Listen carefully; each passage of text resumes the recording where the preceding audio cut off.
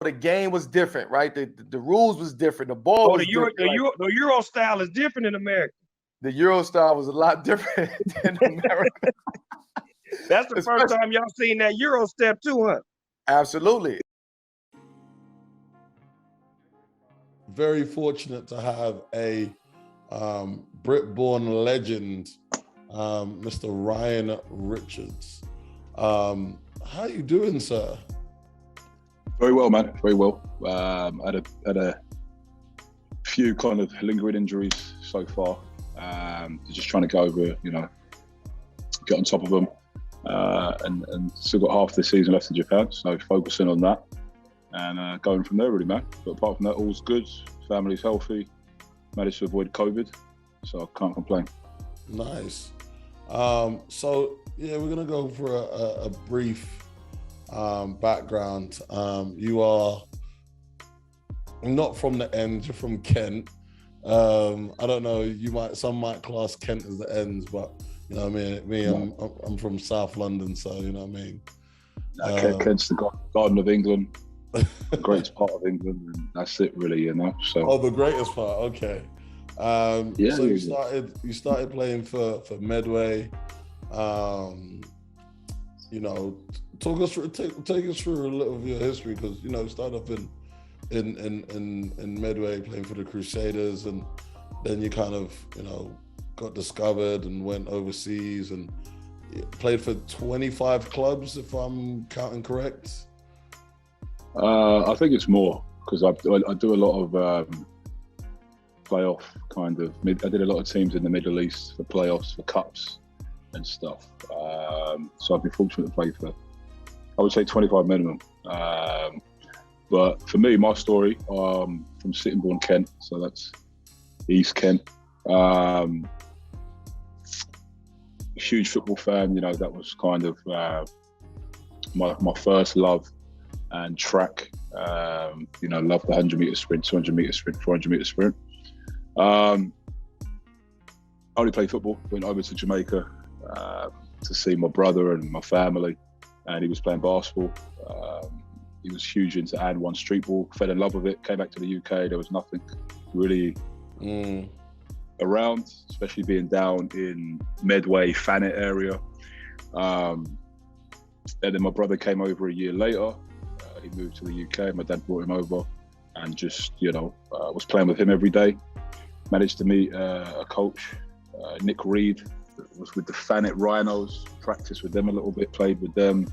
Had a blast. And then a kid that I went to school with, Tom Fryer, was neighbours with another kid called Simon Martin, and his dad, Andrew Martin, had a club, the East Kent Crusaders.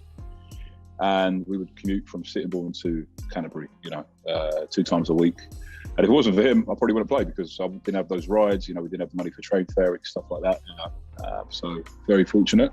And then Jesse Cezanne was involved with the club. And he really took that club to another level, and now obviously at the academy. Mm-hmm. And was playing under 14, under 12s, under 14s, under 16s, and men's. So Jesse had me training as a pro. Even when I didn't want to. When I was 12, 13, 14. And then, started playing for England, went to the European Championships, did my thing, and then got scouted by a few teams in Spain. And I decided to go with one. And that was really it, really, man. That's how my journey kind of happened from the start. Beautiful. So, that's where, getting into the real crux of things. We especially on this platform, as it's all about advice to the younger generations, parents, and kind of, I guess, people that's gone through or going through similar situations. Now, what's so unique about your story? Well, uncommon about your story is that you didn't go to the States, you didn't play college ball. And, in a time like this where, a lot of kids are going to these academies to get D1 scholarships and all the rest of it, that's kind of like the be all and end all. That's why we have you on the show today. So, I guess the real first question I have is, did you have an opportunity to play college ball? Yeah, I could have went to Duke, Kansas, Memphis. You know, I was the youngest player ever to play in the Hoop Summit, Nike Hoop Summit at 15. Against Derrick Rose, Kevin Love, OJ Mayo, legends, you know. On my team was Nicholas Batum, Alex Ajenka, Fletcher Copeland, Omar Caspi, and I more than held my own at 15, and these guys were 18. So, you know, Coach Krzyzewski, we had dinner after the game, and, you know, at 15, they always showed interest. I ended up being in Spain for a few years, so teams were coming to see Ashley Hamilton. Carla Perry came over. Other coaches came over, not too sure the names of it. They came over looking for Ashley, and then obviously they see a 7 foot, you know, probably at the time, a wing kind of style player, and you know, so the offers were there. But I was already making money. You know, I wasn't aware because I wasn't from London and I wasn't in the scene. You know, a lot of these guys, Deng, Pops, I guess Matt, the other guys kind of in the scene. There was no one like, oh well, this kid's, you know, the next big thing. I kind of went from 15, someone found me and then took me straight to Spain. So I never had high school offers or prep school offers or anything like that. And then by that time I was already making money. So at that time, you know, I was good, I was happy, my family was good. You know, you can hide, it's easy to hide those finances in order to get a scholarship, but never did it, you know. Was more focused on playing against, you know, some of the elite in Europe and training with men every day. You know, I'm training with EuroLeague guys every day. I'm, you know, William McDonald, JC Carroll. You know, these were my teammates. James Augustine, legends. These were my teammates at 15, 16. So, you know, and some days, you know, I would have good days against them. So I just kind of stayed there, was making money, was comfortable. Didn't know, you know, what going to college does for you if you're an elite talent.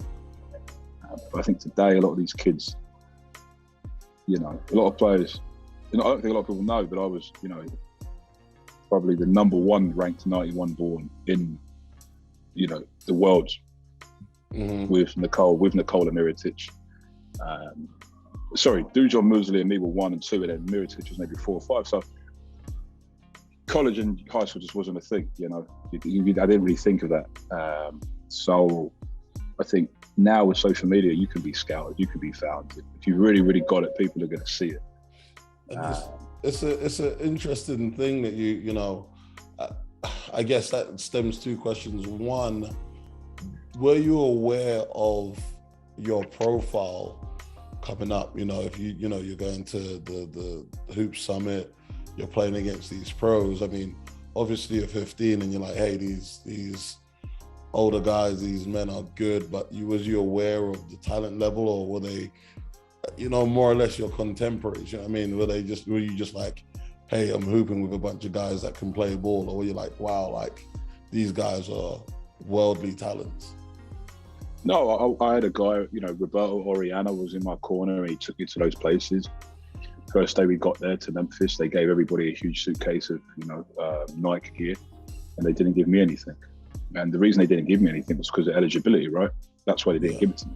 But this man came and said, they don't respect you. They don't respect you, you know. You go in there and you fucking rip their heads off. And that's what I did. And I did that.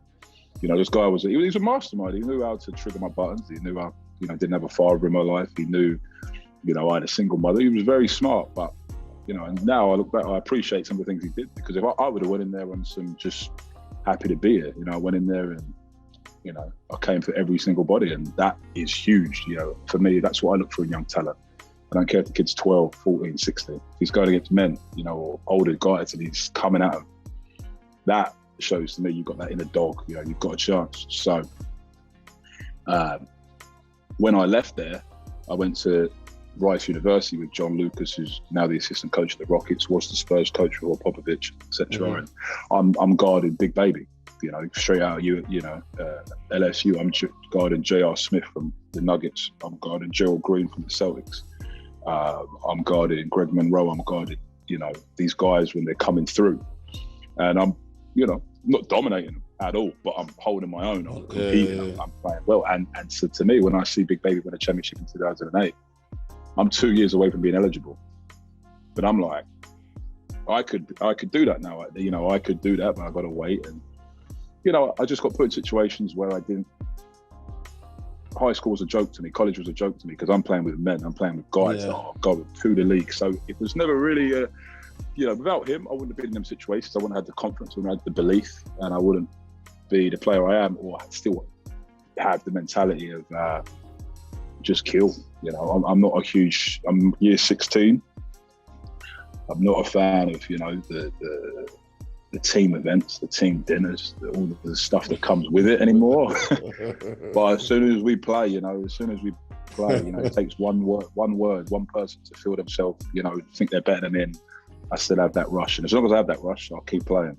When I lose it, it'll be that game over for me. So I like it. Okay.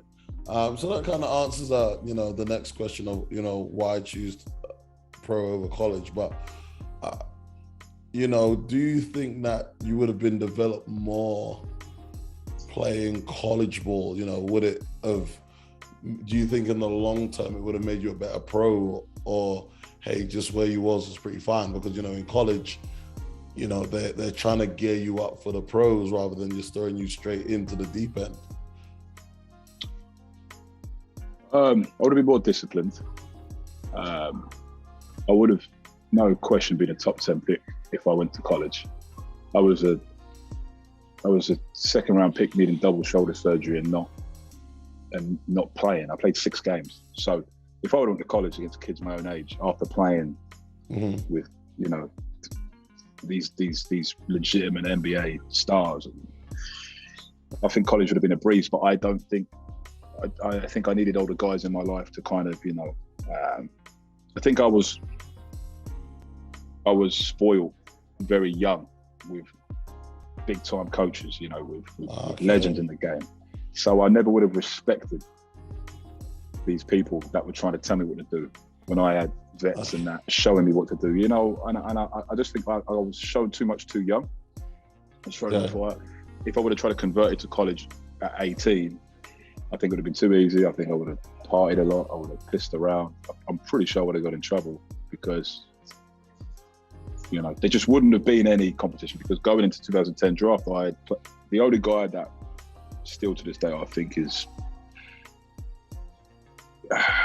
can't say top 10 of all time, big guy, but his talent is DeMarcus Cousins. This man to me was something I've never seen before. You know, it was wow.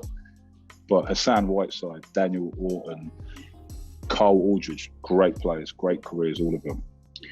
They weren't the levels of other guys that I was playing years and years before, you know? So, I don't know, man. I don't know. But to be honest, I don't think college was for me, personally. Not because of the academic side, just because of the competition level. I think I was more advanced at my age, and I would have needed guidance. I would have had to go to a big school, and I would have needed a kind of a big brother. Okay, for sure. So I guess you could say the vets kind of kept you in check. You know, if you're the big man on campus, it's easy to lose your way and get bored. You know, whereas when you're the youngster or you're the rook, you kind of get steered in the right direction and you don't get a chance to just do whatever you want because there's always someone pulling you back, kind of thing. Yeah, if you take a kid from, you know, a bad part of the UK, and this is without social media. I didn't know I was doing good things. You know, I just knew what somebody was telling me to do: kill this guy, go at this guy, do that. And then, you know, I never knew how good I was until the draft. If I'm completely honest with you, I knew I was good. I believed in myself, but I didn't know the level of whoa. So I think back then, maybe, but today's world, not a chance. With social media, with the way social media is and the way it is, it wouldn't have been for me as a player, as a person, as a kid. You know, I needed that vet leadership, and I had it in my career. A lot of the places I play in, it's weird now being the vet. You know, it's very weird, but it's nice to hand down information that I was given. Oh, I can hear that. All right, so what, from your understanding, what's the biggest difference between playing in Europe versus, you know, being an international playing college ball? Like, what's the difference in like style of play from your understanding? Obviously, you know, named a host of names. Like, what have they said? You know, playing different. Like, what's Ashley Hamilton said to you about, you know, the ball? I think, you know, in America, it's alpha and like big dick mentality, you know. This is my team. This is me, you know, I'm the guy, you know, and everyone's hyping them up. And you ask their aunties, uncles, they're the greatest thing since sliced bread, whether they're playing D3, D2 or D1. You go to a pickup gym and Lifetime Fitness and Hooping, there's a guy in there telling you he's, you know, said that. And it's something, and Americans have that, you know, whether it's fake or they truly believe it, I don't know. But they have that. And I think British kids, especially London kids, from my experiences, they don't have that. That's not them, you know. They're very insecure. They don't believe in themselves, you know. They're in them shells and they stick to themselves or their groups. I think when a lot of these guys go to America, it's a huge culture change for them, you know. And it would have been for me if I didn't have Rob. But you've got to be able to light a fire under a kid, you know. You've got to be able to know how to get in his head and bring out that. I think a lot of these kids go to America and they fit in. They just want to fit in. They just want to do their bit, and you know, they love the American culture and the style. And so, what? Not to go off the question, but the biggest thing is America's America. It's not changing. It is the way it is. It's a country that's 300 plus years old, but you would think it's one of the empires. You know, you would think it's been around for 1,000 years, and I think that helps them. You know, and I think internationally, it's, you know, every country. You know, why is Germany is a great country of basketball? Dirk Nowitzki, Spain, the Gasol brothers, France, you know, you know, Tony Parker, Rory Turiev, Diaw, you know. So they build their culture, and their culture then comes from the national team, and they have that. And I think as an international kid, as a British kid, when you go to Spain, you're not American and you're not Spanish, just a British kid. You know, you have to find your niche, find you. And who you are. When you go to America, a lot of kids, you speak the same language, you love American culture, so you fit in and you just kind of get by. And, you know, first impressions is big. When you walk in the gym, if they don't remember you the first time, you know, that's it. You know, the real talents go to college for 1 year. Do you think any kid in England, any kid since Luol Deng, you know, you can say maybe Joe, you can say maybe me, but do you think any of them are one and done? I don't personally. I've never seen one, you know. The Polish kid, that's Polish British. I've followed him a little bit. I'm not sure of his name exactly. Jeremy Shoshan. You know, and I think that's where guys get swamped. They think, I'm gonna go to the States and I'm gonna, you know, make a name for myself and I'm gonna prove myself. But with now today's world, if they don't know who you are already, then you really got to wow them, you know. So you can't fit in. You shouldn't be going there to fit in. You should be going there to say, "This is me." You know, I'm a dog. This is who I am. Boom, boom, boom.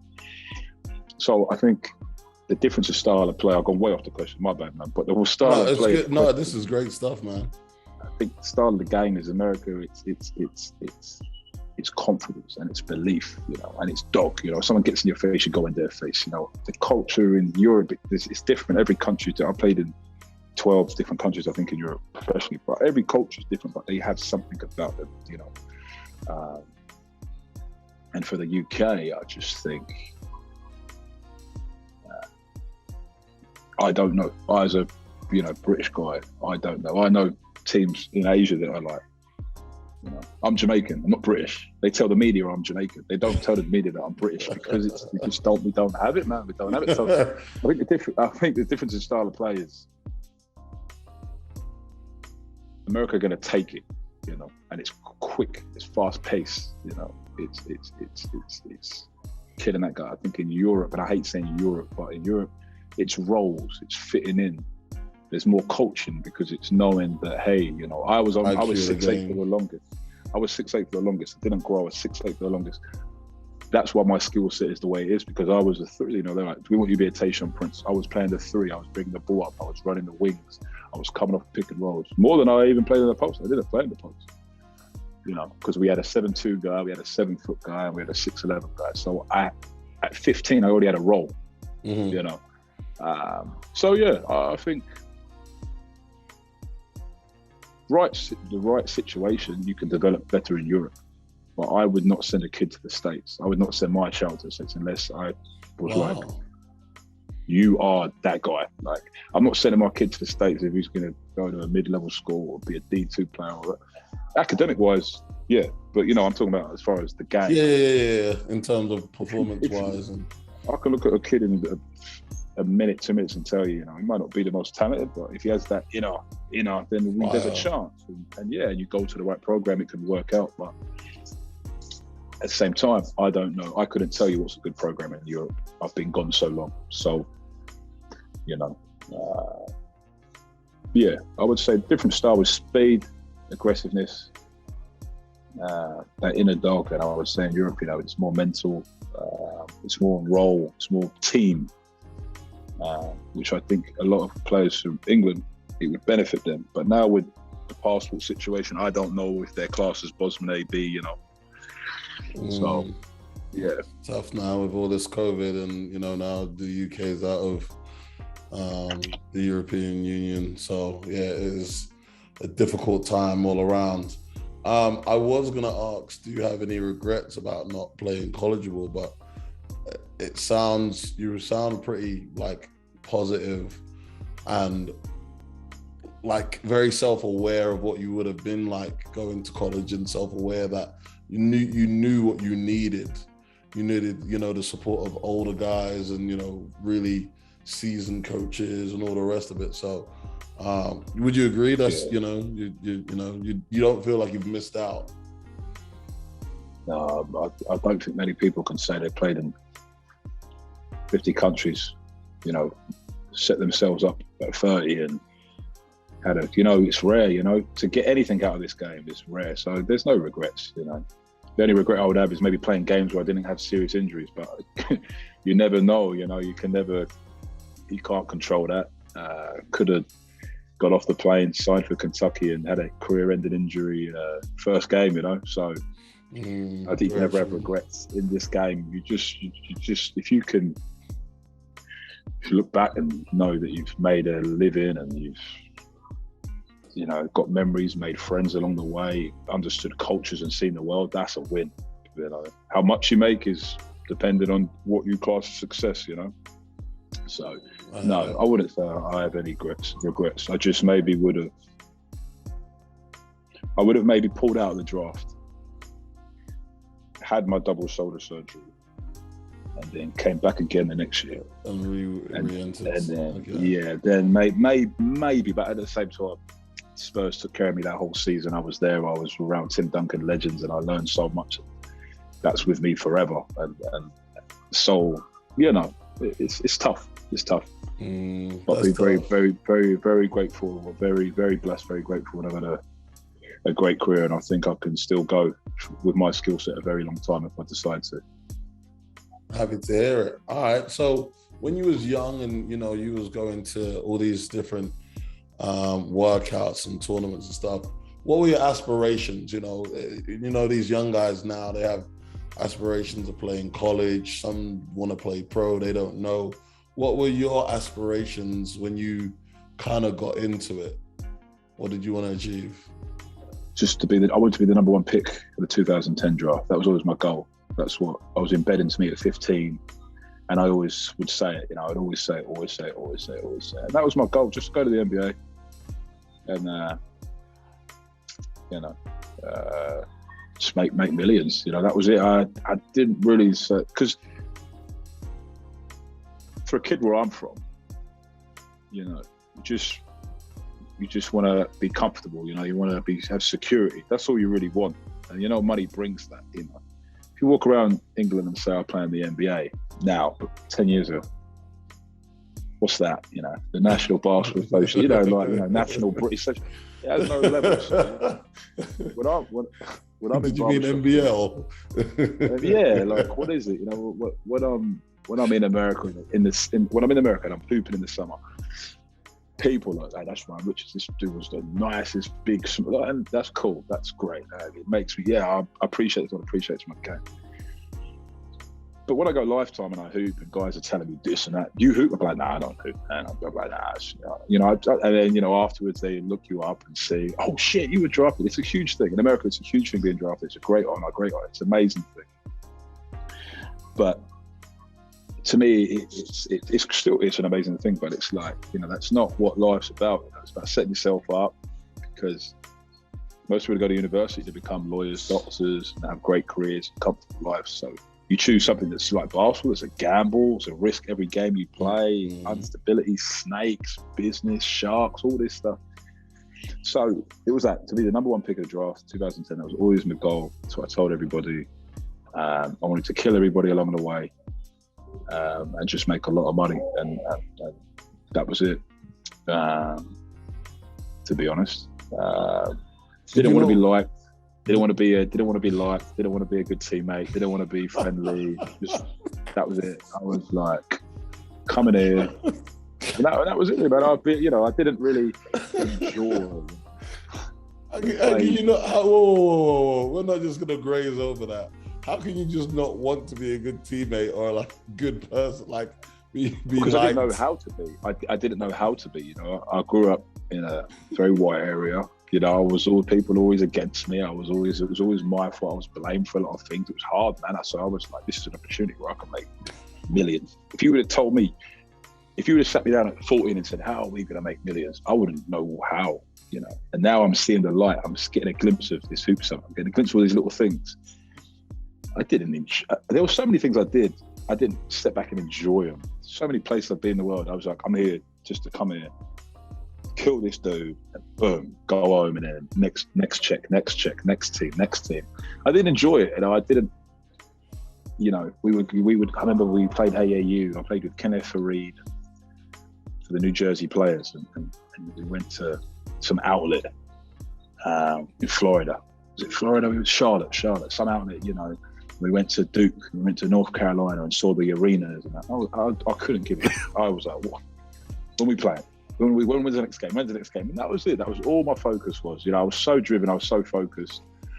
And that was it. But I think you need a bit of that, you need a bit of that to be successful. But at the same time, now my advice is enjoy it, have fun, enjoy it, step back and really embrace it. But my point is, I didn't know how to be a good teammate. Now it's like everyone's like, oh, what's that quote everybody's saying? Everybody's so fake now. No one knows what's real. I was real. I was just me, and it wasn't cool back then. It was cool to be fake. Now it's cool to be real. No, it's cool to be real when you make your money and you're set. LeBron James can post that because he's a billionaire. But a lot of you guys need to be fake, be a kiss ass, do what you got to do, get your foot in the door, and then, That's hilarious. I love that. Yeah. That's my favorite bit. So I didn't care. Yeah, I don't know. Yeah, I don't care who you are or what you like. No. And I agree. As a coach, I agree. There's got to be some sort of, dog in you. I think there's got to be some sort of, I think as most coaches will say, as soon as you cross the line, you have no friends. You know what I mean? And I think the biggest thing I had, sports analysts today, you watch the Stephen A's and Skips and Shannons and everyone, they're like, this generation, everyone's friendly, everyone's working out together, everyone's hanging out and buddy, no one fears LeBron, blah, blah, blah. But I think at the same time, once you can compete and there's, you just go at someone's neck or, you're looking to kill as soon as you get on the court, I think that's the most important thing and enjoy the rides as you go through it. So that's it. No, you have to, but some people will get fired up different ways, right? Some people, for me, could say whatever you want to say about me. But you can say whatever you want to say about me. The family, anything. But don't think you're better than me. Don't think that this is a competition. Don't think that if I really, and that motivates me. That fires me up. But when you talk, and I come at you, don't slap me on the arm and say, "Yo, hey, good move." Oh, no. Keep the same energy. I shouldn't say this, but if you ever wanna, stop me or whatever, kill me with kindness. If you kill me with kindness, man, I can't. That's how you kill me. When guys are like, hey, right, that move. I'm like, you were just talking shit yesterday. No, you're telling me nicely. So enjoy it, have fun with it, enjoy it. Find a coach or anybody and just put your trust in them, and respect them, and that's it. Forget the socials, or this and that. Just have your little nest, little group, and get ready. And when your time comes, Got to put your trust in somebody, and that's it. And people from the start are normally better to trust because they're there from the start. They're there from before anything was happening. So, it's easy for everyone to jump on when you're doing well, but no, I think be a kid, be a good kid, enjoy it. Learn, listen, have fun. Just have fun because it's a game. It's really, really a game. And that's it, man. And be a good teammate if it permits. Now, yes, be fake. Be fake, be a good thing, man. Smile and be fake. Laugh at terrible jokes. Yeah. The coach says something and you're like, what? Just be like, gotcha. Play the game, man. Because that's it. So I apologise for all my young previous coaches and teammates and that. I was on a mission. I wasn't trying to be liked. And that was it. They were just a passenger along the journey. I hear you. Yeah. What do you think the best route is to becoming a successful basketball player? So, as I said, we've spoken about a lot of basketball and different levels and all the rest of it. What would you say, or are you able to say there's a particular one way that maximizes your potential? I think in today's world, if you are really that guy or girl, with social media, the world's going to know. Mm. So your team, you've got to start, keep them to the end, stay with them. Your youth coach giving you your life. That's why I got Jesse. I wish Jesse was in my life at other times, As far as an agent, make it your mother, because why are you giving commission to some random guy that doesn't care about you, or is recruiting the next best thing? But the best way to make it, just be dedicated, man. You've got to sacrifice. You have to sacrifice. You really have to sacrifice things. Whether it's going out, partying, doing things you shouldn't be doing. You know what's right and wrong. As a kid, I'm a big believer in that. Try to do the right things, but I know a lot of kids that give up on themselves, because they think, they're not being seen, or they're not being scouted, or they're not in the right situations. It's a business, and I think if you are that good, if you are that special, that unique as a talent, that you maybe believe you are, people are going to find you, they're going to see you. But to be honest with you, I think if you have a love for it, then that's the key. Because it can take you anywhere. It doesn't mean you have to be a professional basketball player. It doesn't mean that you have to, have a 15, 20-year career. It means you can get a degree. It means you can meet, the love of your life at college. It means you can, go a stepping stone there, and it takes you to a completely different path. It's a game that brings people together, that can open up many, many doors. But you have to have something else. You need something that drives you. And if you have something that drives you, whether it's money, love for the game, whatever it may be, keep that. And if you lose that, you need to look yourself in the mirror and say, is this what I want to do? Because to be a basketball player, there's a lot that comes into nutrition, taking care of the body, being a professional, sacrifice, being whatever, fake, or whatever you got to say, being a good teammate. These are important keys to having any success in anything. People get into basketball, you start thinking that you're different. You think you're better than the normal average person. You're not. It's a game, and there's always somebody better than you. There's always somebody coming up next. Once you lose that, once you're not a player anymore, you're going into the real world. So, and you think in the real world, you could be a bad co-worker. No, you're going to be gone, So To answer that is very hard. I don't think there's a better way. I think, you need to trust the people around you and follow your gut. If you think it's better to play somewhere, do it. Don't listen to what anyone tells you, unless it's your circle of people that have been there from the start. Take advice and listen to the advice, but follow your gut. If you follow your gut, I know it's cheesy and corny to say, but usually it will work out well. It really will, because everybody's coming to Asia now, right? Everybody's coming to Asia now to get that money. I've been here for 8 years. So, it's one of those things. I followed, my gut. I followed my thing, which was money at the start. I followed that. I kept that. I believed in that. I wanted to change my life. And it's taken me somewhere, good, and it's taken care of me. So it's a very hard question, to be honest with you. And I know I've rambled a lot, but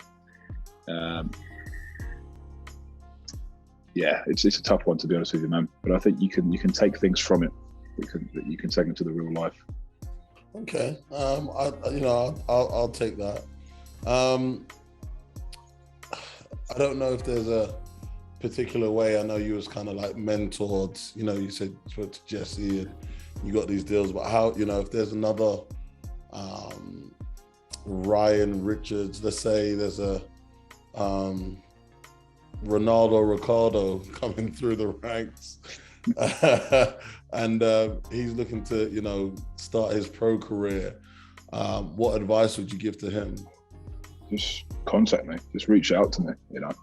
I get guys that reach out to me now, pros older than me, younger than me. I've helped some really good guys get some gigs recently. At this stage, I see myself as more as a player. I'm not an agent. I'm not I just like helping people. I genuinely like helping people. And when you're a kid from the UK,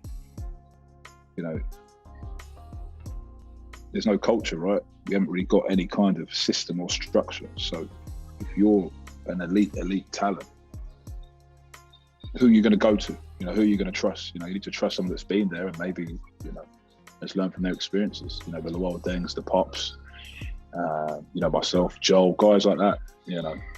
I don't know how they are, but my phone's always open.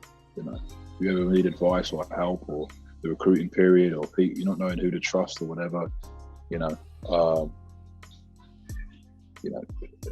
lot of scouts, recruiters come to kids and they tell them the things they want to hear. They tell their mums the things they want to hear.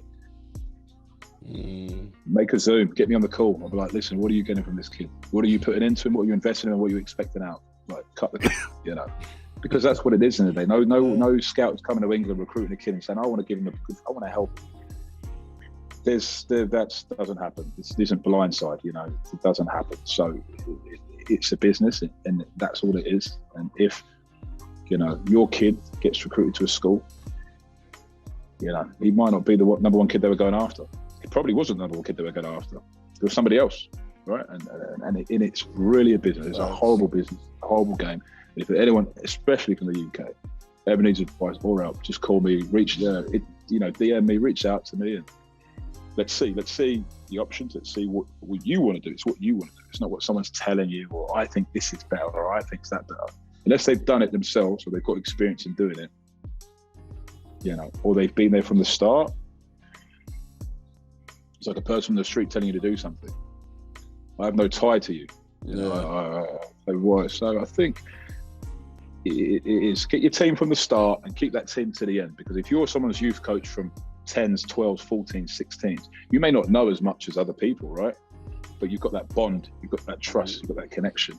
And then now, and that's it. But it's, it's a business. A lot of coaches like that get paid off to sway players to go somewhere, to do, it's just is. So you need to find people that have no agenda. Me helping a kid go somewhere, what does that do for me? It doesn't do anything for me. It's just me giving my opinion. What does that help if you ask other guys that have been to that school? And I think it's recruitment. It's recruiting just as a normal job, right? It's just how it is. It's keeping secrets. It's selling people dreams to get what you want, and that's it. So that's honestly the advice I'd give is if anyone's struggling out there, just reach out to me.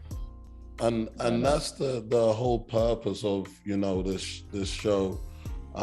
is just having information from people who've walked the walk. You know what I mean? Season 1, we had a bunch of guys and girls who have played college for 4 years and got their degrees, and they've been to places, and they talk about being recruited. They talk about coaches, JUCO coaches hiding their letters of their offer sheets. Do you know what I mean? There's players that have talked about going to colleges and being promised court time or playing certain positions, and it's all gone wrong. And I can sit here as someone who's never played at the elite level and tell you, but then as you said, like, hey, have you played it? Have you done that? Have you gone down that journey? And that's why I think this platform is so important, not only for the athletes themselves, but for parents. Because guess what? As a parent, that hey, your son Jamal's got a scholarship to go to Iowa, and I go, oh my God, you got a scholarship, but then they don't know what's entailed. They don't know conferences. They don't know if they're going to play. If they, there's so much to it. So that's what it is. It's what's the coach's record last year? What's his thing? Contact every player that he recruited the year before. Ask him what's his true colours like. What's he really like? No, kids go in there, oh my God, it's my visit. They're happy, they're grateful, they want this opportunity. You got to, you got to cut the fit. You got to say, listen, boom, oh yeah. You got there's what is it? How many minutes in a game? You got 4, 5, so 4, 8, 12, 16, 20, 240 minutes, right, between 5 players. Okay. If the guy's calling 10 players and he's promising 30 minutes, then that's don't add up. And that's just what it is. You don't. They need you. Yeah, you should be grateful for a scholarship, but they need you to better their team. If they better their team, the more loaded roster they have, the more success they have at winning, right? If they win more games, then what happens? They're going to get paid more money. And it's a use business. That's just what it is when you get to the elite or semi-elite or level. It's just what it is. For me, I'd love to work with kids. Not kids, I wouldn't even want to be in the top division in England, just local kids that are hoop. It's pure. There's nothing to it. We're just having fun. So it's a business. You've got to get what you can out of it. And, scouts, recruiters, they see a single mother. Oh, they lick their lips. Oh, I got this. Boom. They know. But imagine they're yourself or me or other guys that have been in it. You couldn't sell me anything but, it's like, when you go to those countries, you go to Egypt and try to buy something. And, they know you're not from here. The price just went up 4 or 5 times. Hey, forget Egypt, Jamaica. You talking about from Jamaica? Exactly. Yo, there you go. England, come here now. Yo, England. Exactly. So they already know. So it's the same. It's the same. It's just the same in this business. It's not. Oh yeah, they really like my son, and I get a good. My mum. Oh, I really like him. I get a good fight. No, it's because it's now we can say it now, but back then I was like, oh yeah. My mum told me you're good, so you're good. But that's all the advice I'd give. Just somebody that knows. And if you don't know somebody that knows, then That's funny. What are some, as it's trending, it's a trending phrase, but what are some red flags to look out for as a young pro? What we kind of spoke about college just then, but going through it, what are some of the things that you've been like, if I knew that from before? What are some red flags? From coaches, from programs, from it might be an agent, it might be a program. Yeah, the GM says, hey, XYZ. What are some? You don't have to go through all of it, but give us some red flags that you've had to, lessons that you've had to face. I think agents. I hate agents. I hate them with a passion. I think I can't stand them. I just think they're just. It's just it's the same. I can see the anguish on your face. It annoys me. It's just like. What are some red flags? Everything's a red flag with an agent. An agent is. Hey, my name is red flag. Yeah, it's facts. I just can't stand them. I just think it's, even if they do something good for you, it's because they know you can make them money. Okay.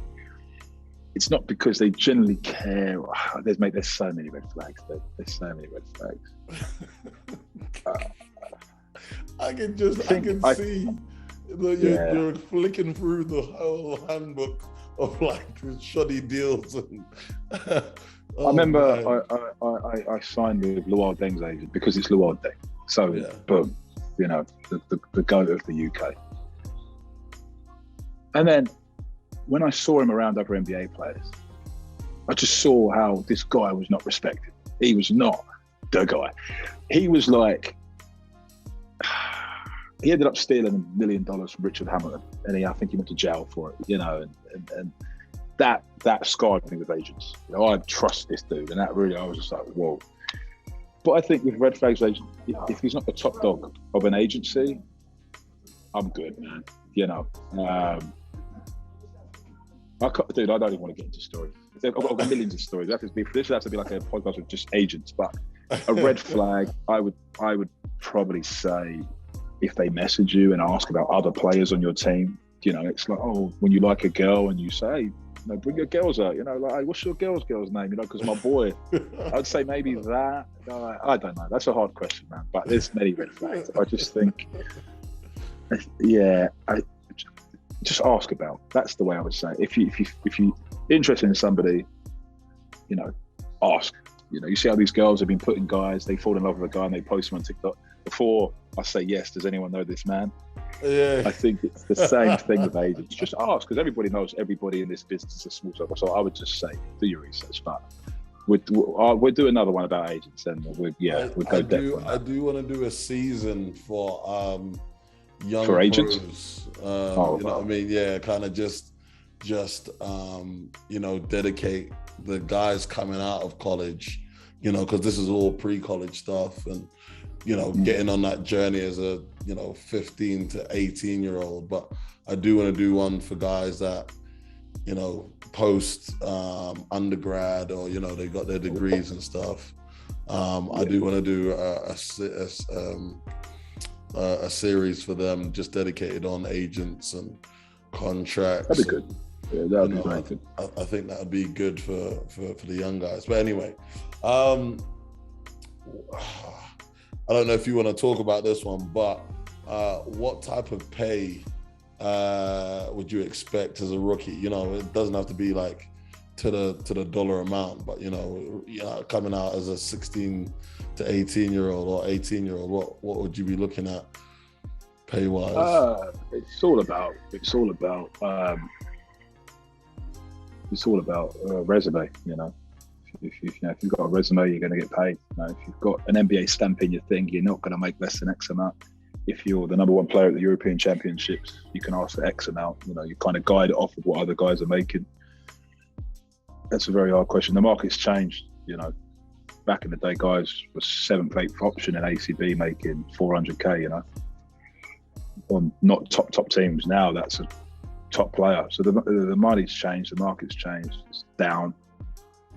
It was high when I first started, and then it dropped in 2008, and then it came back up, and then it's a very hard question, to be honest with you, man. I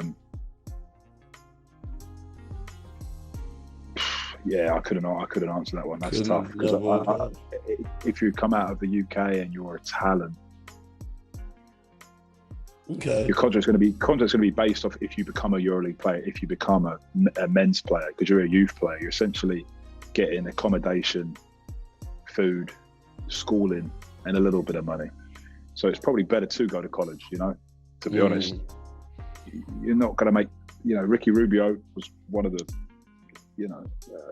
probably most hyped players. Totally, more than Luka Doncic. I mean, this guy he made 60, he made 60 grand, and he was so, wow. Was that? When he was playing ACB, and so so you look at that, if he would have broke his contract and then re-signed, he would have got whatever he wanted, But he went to the NBA and then came back. So I can't really answer that one, mate. So going into year 15, can you highlight the top 3 things that have helped you stay relevant and keep, a job? I'm honest. Okay. I've got no ego at all. Because if I haven't got a job and I want to play, I'll go play in Surrey for nothing. Just to get in shape and get a job. A lot of players can't do that. And then 2 months later, I'll be playing in the first ever NBA Africa. So if you can, stuff like that. Now, of course, now I'm fortunate because I can afford to do that. Some guys can't afford to do that. So that's that. But, I'll play with anywhere, anyone. I don't see myself as, above other people. And I think that's something that,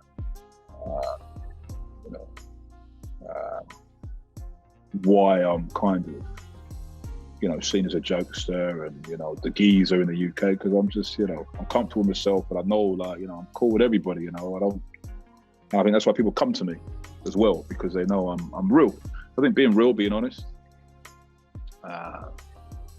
and work, a lot of people don't, I never really posted how hard I worked because it wasn't the thing, and I wasn't on social media. But now, this summer, I posted twice a day. There's not a moment I'm not like, hey, record. You got to keep yourself relevant. Keep yourself relevant. Keep relationships with old coaches, old assistants, because those old assistants are now head coaches. The equipment managers. Sometimes they're now the general manager. Because a lot of these clubs want to keep it within their, keep it within the family. Yeah, so I think keeping connections, being a good guy, being honest, because a lot of these coaches, they're geezers. They used to hoop. They're real people. When you're young, you think you're fooling them. You think you're tricking them. You think you're getting one up on them. Once you realise, this guy's stressed, he's going to lose his job, and you go out there and, get a win for him, and you bring him into the team, not keep our coaches there. But I think for me, I've always been honest. Always been honest with myself. Always been honest with other people. I work hard, and I don't have that ego. I'm not. Some guys don't want to post their highlights or their clips because they don't look at something. I'm like, you are what you are. Like you're working. Put your shit. Show people you're working. So a lot of these GMs are 28 to 35 on their phones non-stop. Can't be like, 10 years ago you went to a good D1 school and you are so and so. No, you need to put yourself out there and show you still got it, and so I think I went with the times, Okay.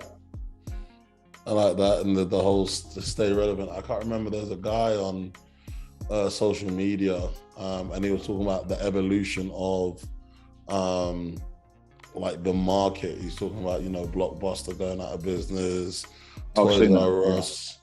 And he's like, the bottom line is evolve or become extinct, pretty much. You know what I mean? And I guess as a coach, there's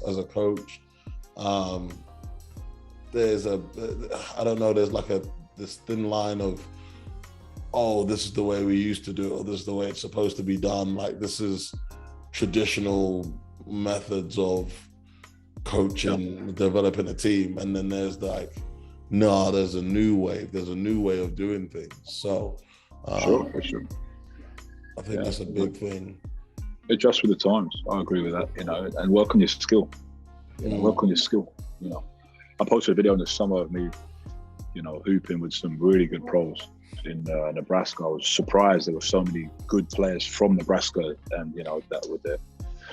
And I posted something on TikTok, and about work on your skill set. And a couple of people like, that's always been your skill set, because my skill sets transitioned very well with the game. I was like, no, I didn't have a skill set when I left the UK. I worked on my stuff every day. I kept drills and I still work on them every day before practice. I work on myself after practice.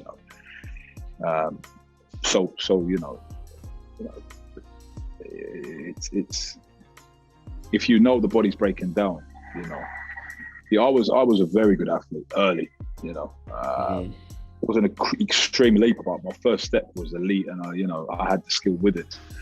So, when this body breaks down and you lose certain things, and the things you can't do anymore, you gotta expand your game. You have to, because if you can be a freak athlete, and then your knees are shot and your back's gone, and then now you want to try to show a post game. That's terrible, right? But it's like a hill. If you know your athleticism is coming to an end and you start shooting the mid range, you start shooting turnarounds. You know, you start getting easier buckets. You know, rim runs. You know, tip-ins, duck-ins, because you know now you're getting 6-8 points. So then now you know if you're an ISO guy, you can, or you're a shooter when your legs go, obviously your shots. You know, so you got to kind of read the game a little bit and see, because then when you're 32, 33, you still got good numbers, so you're still productive, rather than coming and then boom.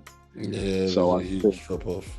Yeah, you got to cheat it a little bit, you know. You got, you know, if you shoot 2 threes early on in the season, you make both. Okay, then maybe chill for a couple of games. Don't shoot them, because then now you've got a higher percentage, and then at the end of the year, you know, hey, you shot 40, shot 60, and a guy told me that. He told me that. They were doing that at the Benetton Treviso camp, you know, the Euro camp back in the day. A couple of guys would shoot threes and make 2 in the game, and the agent was like, no more, don't shoot any more, you know, because you've shown you can shoot the 3 now. So then that's it. So, you know, I think that's what I've done well. I mean, I'm extremely talented, but I had to work on a lot of my skill sets, you know, to be able. I was never a good shooter. I was never a great shooter. I was a great rhythm shooter. I was a great creator. But to be able to shoot 50% from 3 at the bowl, I worked on that. You know, I worked on that. That was, you know, hard. I had to play a stretch 5, and I've never played a stretch 5. Short hook, and that gets it to go. Richards on the spin, lays it in. So you played in multiple countries and in different cities and all the rest of it. How did you feel? Or how did you deal with the language barrier playing in so many different countries and stuff? How did you get around? I think I've been very lucky. I've played in countries with, you know, teammates that speak English. So I've been lucky on that. The coach normally speaks English. But then obviously basketball, you know, it is an international language. You know where to be, you know, different kind of how you cover, you know, different pick and rolls, where you need to be in certain situations. And because I'd started from 15, you know, I remember my coach would only speak to me in Spanish. He refused to speak to me in English. He wouldn't. And he would get mad at the Spanish players speaking to me, you know, in English, because I was only 15, you know, they wanted me to, you know, adapt. And I think because Spain was such a strong, you know, a prideful country, and this is Spain, this is how we do things. It was good for me, because then I learned, when you're in someone else's country, you need to respect the way they are, you need to respect their culture. So it's good for me. I think I've been to other countries where they're more, you're a foreigner, you know, they kind of cater to you. But Spain don't do that. But to be honest, I got very lucky. When I played in China, I had a translator. In Japan, I have a translator. So that's, you know, easier. But I think you just really have to put yourself out there. You have to, yes, you're going to play basketball. Yes, you're going for a job. Or for an academy, but you need to adapt. You know, if you can adapt to a culture in a country, it's gonna be very easy to adapt to, you know, any situation or a club. So I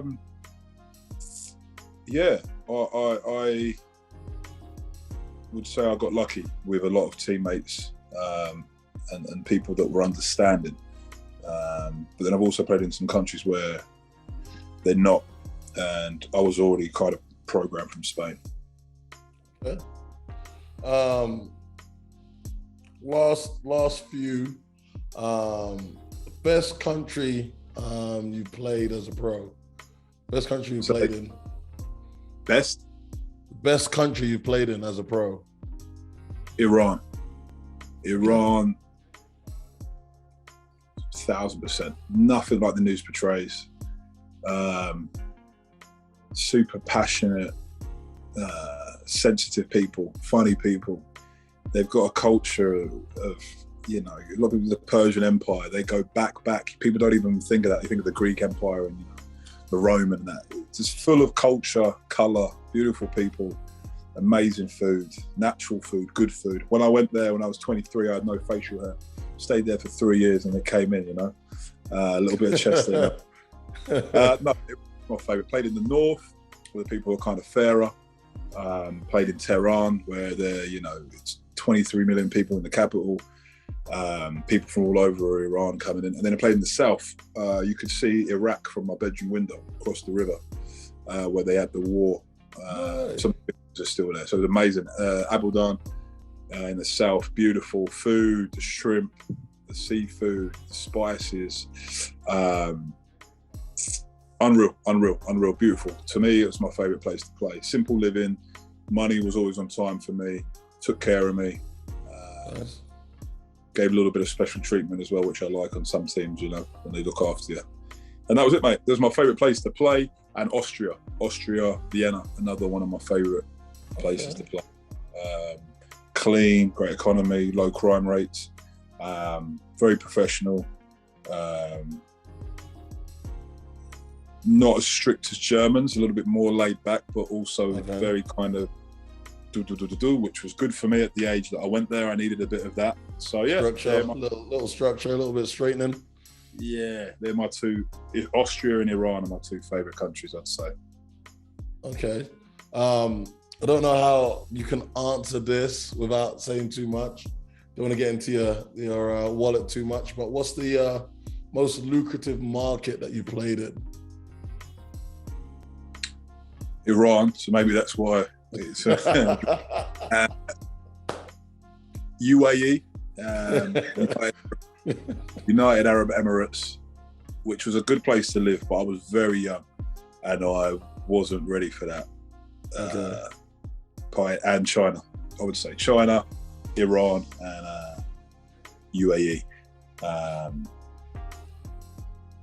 Okay, and yeah. Hey, if you don't want to answer, you don't have to answer. But give me a range or like a kind of ballpark. Like, what's the type of earnings you've had, like in one of those places?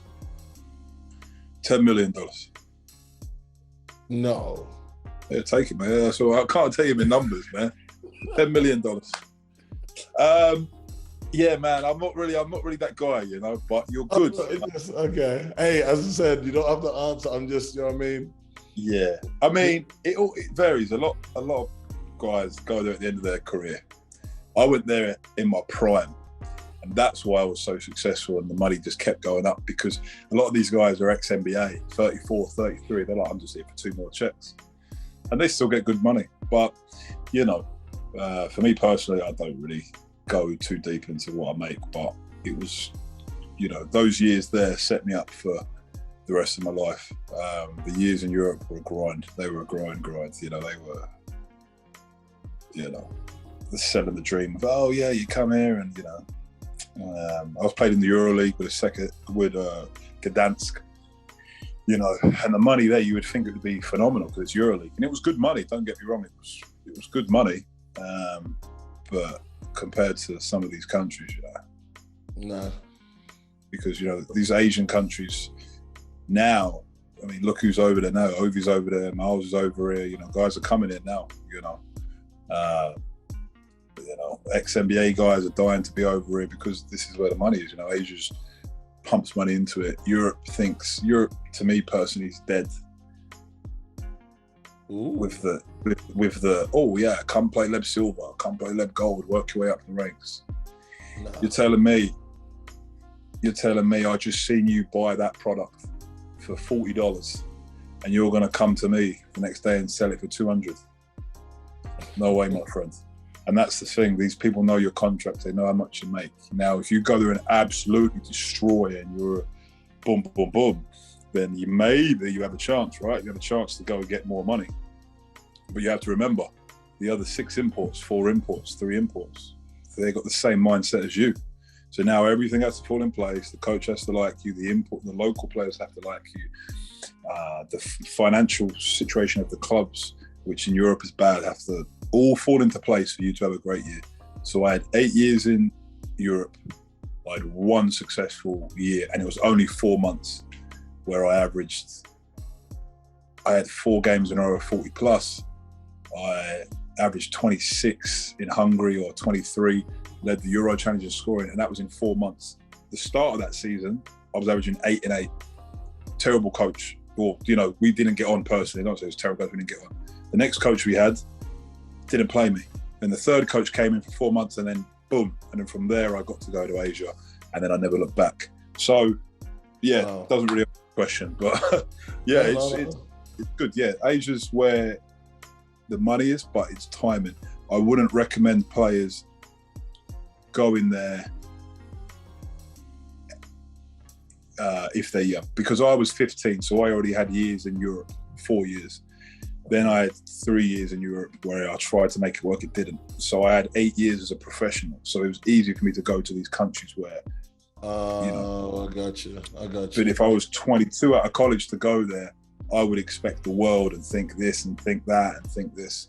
So yeah, you got to have a goal. If your goal's money, then there's different ways to take.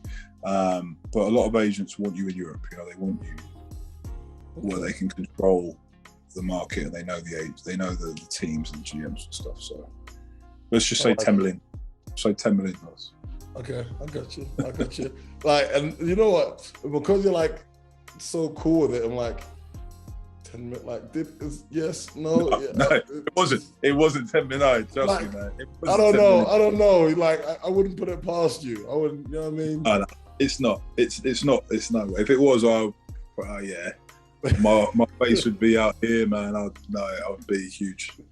No, it wasn't. But it was good. Very good money. Helped me set myself up, take care of people, and have a good life. And yeah, I don't regret it. But I don't recommend it to guys that are not, prepared for grind, culture shock and different things. You know, it's not. Yeah. Fair enough. What's the biggest challenge as a pro? I know you've kind of touched on quite a few things, but what would you say the biggest thing, biggest hurdle as a pro?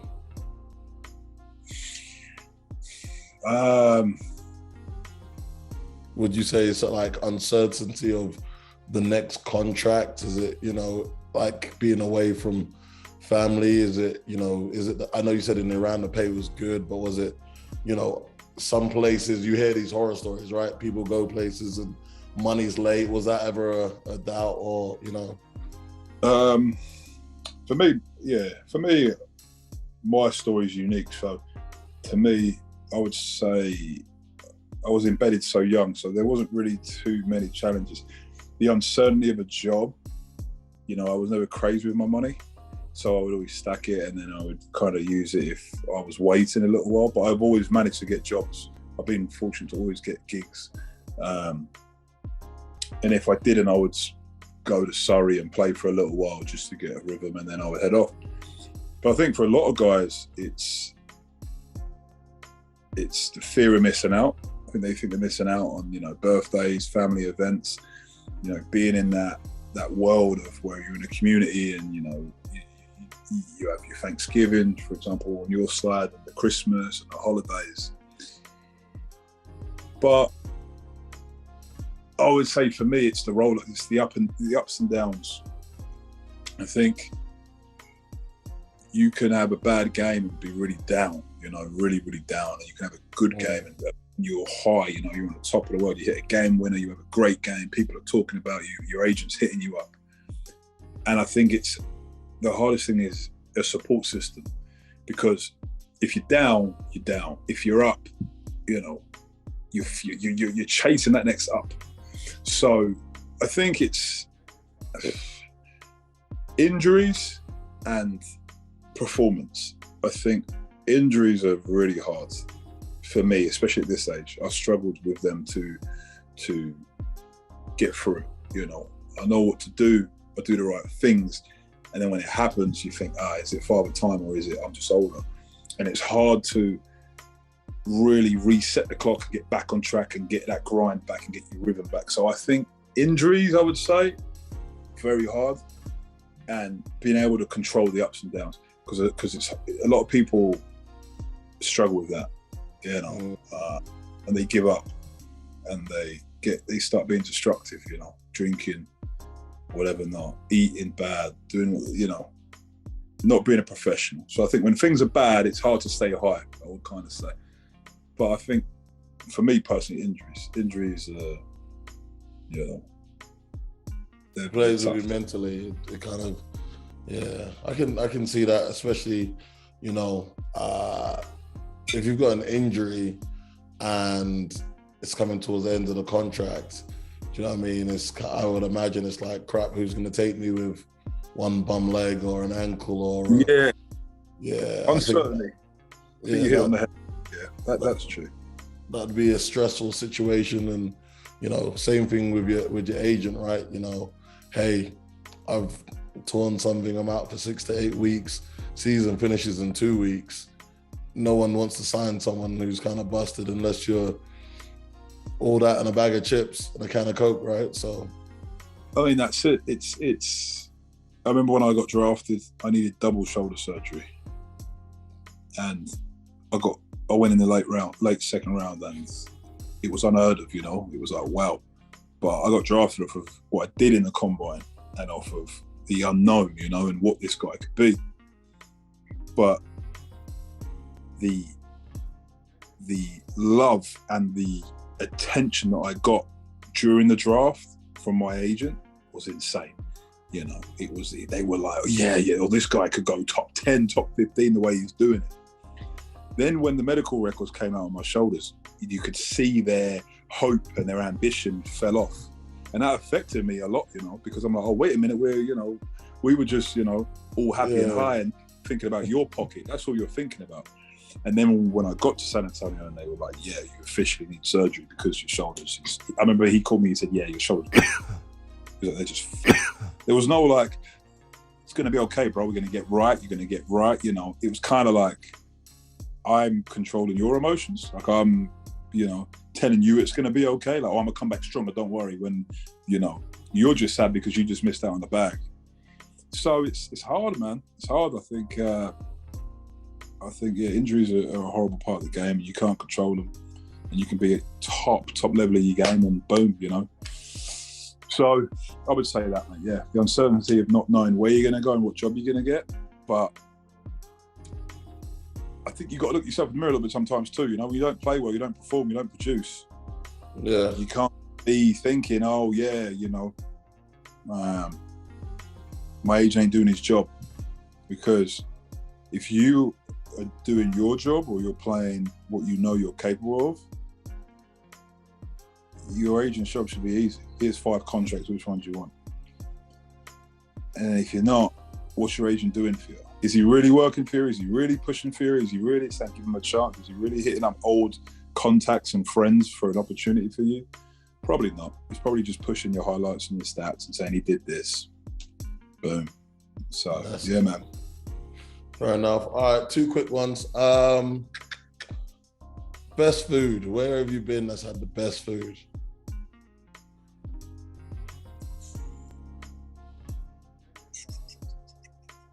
Ooh, best food. Japan now? Japan ain't got no dope food? Food's very good. Yeah, Japan's very good. They got the katsu, they got the sushi, they got the udon. Japanese food's good. But I gotta give it to Turkey, man. I think Turkish food. Really? Turkish food. Yeah, Turkish, Greek. Yeah, Turkish and Greek food is elite, man. That's that Mediterranean food, you know, Lebanese there as well. Even the Iranian food, Persian food's good, but it is very good. But to me, I think Turkish food, I would say, is probably the best where I've played. Okay, and you kind of mentioned Iran a few times. So last one for this one, for the segment. Tourist city, what's the best place you've been and it's been like sightseeing, you've been like, wow, amazing, or hey, I really did some good stuff over there, interesting stuff?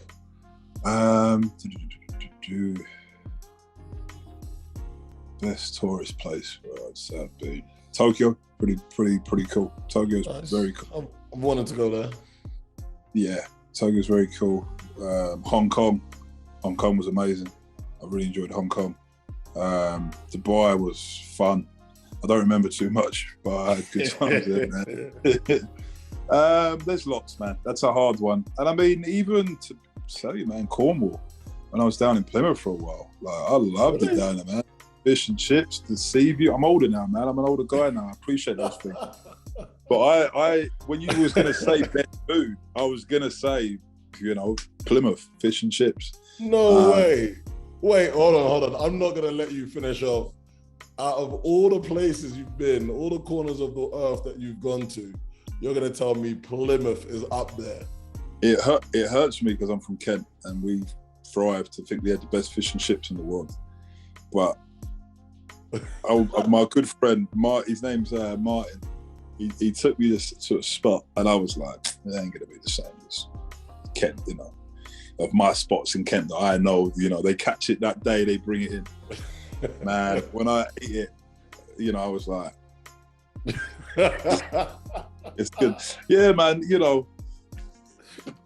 they got fish and chips down there is different, man. It hits. But to be honest, to me, Turkish food, Greek food, I'll give them to. But if it's top 3 for sure. Top 3. Cornwall fish and chips down on the harbour. You're sitting there. I'm telling you, man. I'm telling you. All right. I don't know, man. That's tough. 50 countries and Plymouth's in top 3. So there you go. That is crazy. I'm going to get a lot of questions, or you're going to get a lot of messages like, hey, are you doing okay for Plymouth to be top 3? I'm telling you, man, you need to get back home. You've been gone too long. You need to get out of Plymouth, get some fish and chips. Right, so before we end, just reflecting on everything. I know we kind of broke it into two different recordings, but what is your advice to 16 or 15-year-old Ryan Richards who's making a decision about going pro or going to college? Someone out there that's watching this and is having to make the decision of, should I go to college? Should I go pro? And great practices to get the most out of their potential. I would look at my financial situation. Firstly, and I would look in the mirror and decide, am I ready to be a student athlete, or do I want to be a student athlete? But I think I would. The question was, what advice would I give myself on the decision that I make? I would say research, background checks, on people. Not just meeting a guy that's super nice to me and super positive and says the right things and think, oh yeah, I would really see what's going on and do my research on these players. On these recruiters, on these scouts, on these programs. And I would go from there. I wouldn't change the decision that I made at all. I think the journey's been great, and to be in my 16th year in Japan, one of the top leagues now in Asia, I couldn't ask for anything more. But I would definitely do, ask for, recommendations and research and backtrack on these people that are trying to recruit me and these schools that are trying to recruit me. I never really done that when I was younger. I just kind of went with it. For me, this is a part of research. Do you know what I mean? This is a part of why I put this thing together. Is just about, there's so many people, and I guess we're in a kind of a microwave generation, where everyone wants instant gratification and somebody's got a highlight tape and they've signed, so I want to go. Do you know what I mean? Me and you play on the same team. You've gone to America. Well, I need to go to America because I'm just as good as we played side by side. And it's not everyone's built for it. Not everyone has the same skill set. Every program's different. Every coach wants something different. And sometimes it's about like the business side of it. I hate to say it, but pro, college, there is the business side of it. Like, you're recruited to help win a program, win games, and you are the product, whether it's pro or college, you are being invested in. A coach is saying, hey, I'm gonna put X amount of my budget in you and I'm expecting you to return blocks, rebounds, assists, whatever. And once, you know, parents and players understand that, I think it should help guide your decision. You know what I mean? Like, hey, if someone's gonna invest in me because I can do something for them, great. But what am I getting in return? And am I comfortable with that exchange? You know, I want to be in, you know, I want to be in Florida where it's nice weather and, you know, great food and blah, blah, blah, as opposed to, hey, a coach is going to invest in me, but I'm going to be stuck in North Dakota and it's, you know, blizzardy and all the rest of it. Or, hey, guess what? I want to go make money now because it suits me and my family and my situation. So it's been great hearing your side of things, and how you kind of spoken about your journey going through as a junior and being, you know, one of the elite Brits, and why you chose not to go to college and how it's worked out for you the best. So I really do appreciate that, my man, and thank you for taking time out. I know we're in like 13-hour time differences, but it's been good to catch up with you. Name's Ryan Richards. I want to thank everybody for tuning in to the Eurostepping show, and I hope you enjoy. Appreciate you watching the Eurostepping. I want to thank everybody for watching Eurostepping. Watching the Eurostepping. The Eurostepping. The Eurostepping. You've been watching the Eurostepping. The Eurostepping. Eurostepping. You've been watching the Eurostepping, a great podcast show hosted by Coach D.